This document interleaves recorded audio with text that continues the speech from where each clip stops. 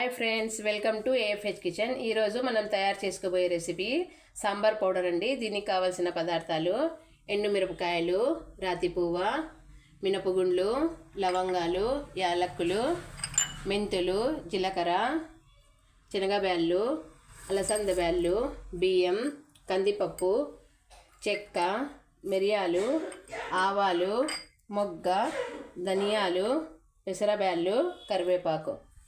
వీటన్నింటినీ ఒక్కొక్కటిగా నేను దూరగా వేయించుకుంటున్నానండి.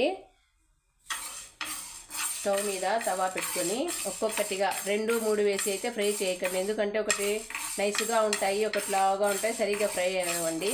ఇప్పుడు ఒక్కొక్కటిగా అన్నీ ఫ్రై చేసుకుంటున్నా. అన్నీ వేయించుకొని అర్ధగంట చల్లారిన తర్వాత నేను మిక్సీ పట్టుకున్నానండి. చూడండి, ఎంతో టేస్టీ అయినటువంటి home made sambar powder ready అండి.